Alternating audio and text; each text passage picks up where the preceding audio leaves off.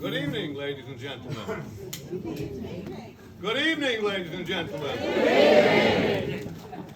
As Noddy Holder once said, it's Christmas! Mistletoe and wine, mince pies, and pantomime. So, usually I would recite a monologue at this time, but this year I've struggled to find such a thing, such a lovely Christmas monologue.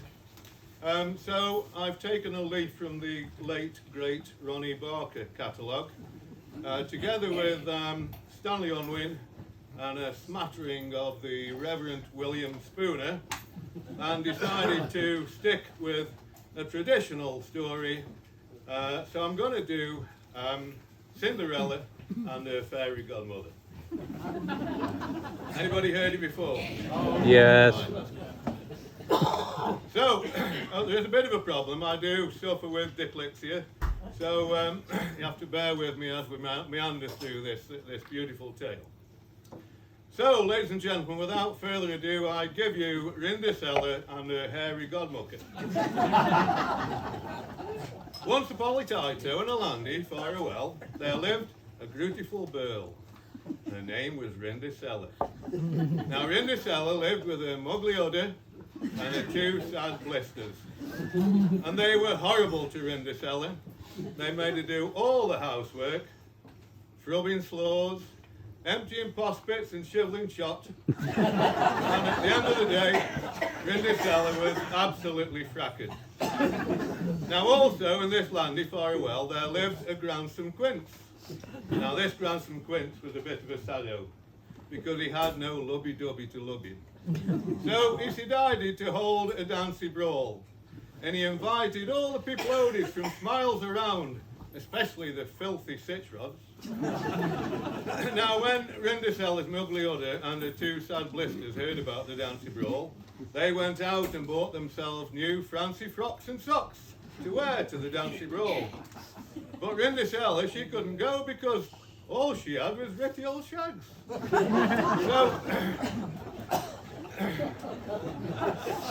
So she settled down and weepty, and she scried and scried and scried.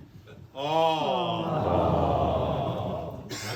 Then suddenly there was a shocking great bang, and her hairy godmother appeared. And she said, Rindercella, you will go to the dancey brawl. And she waved her magic wand and gave Rindercella a beautiful gown and a beautiful pair of grass drippers to wear on her footslows. And then she waved her magic wand again and turned a scrumpkin and 6 white lice into a beautiful carriage to be pulled by 6 white horses. But then she said to Rindercella, now Rindercella, you must remember that you have to be home when the cock strikes middle-eye-toll. Because if you don't, all this will be gone, and you will be knocking fracket. So,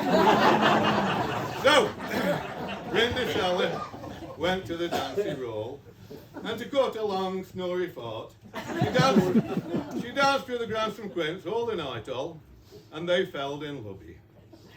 And then suddenly, the cock started striking middle night on. And Rindercella, she panicked. And she ran like suck and went toss over it. Stop it, will you? She went toss over it down the apples and pears and slapped one of her grass drippers. And then she buggered off home. Well, the following day, of course, the Gransom Quince, he looked everywhere for Rindercella. And he went all round the Forolando, and eventually he came to Rindercella's gaff. And he got the grass dripper, and first of all he tried it on the muggly udder, and then he tried it on the two sad blisters, but it didn't fit. And their feet stuck in fuck off. So then he tried it on Rindercella, and it fitted great champio. So of course Rindercella and the Gransom Quince were married, and they had lots of beautiful children. That should have been chitlins. And they lived happily ever upwards. Now, young ladies, the moral to this story, of course, is that this Christmas, if you're going to a dancey brawl and you fancy a Gransom Quince, you must remember to slop your grass dripper. So, ladies and gentlemen, ladles and genitals.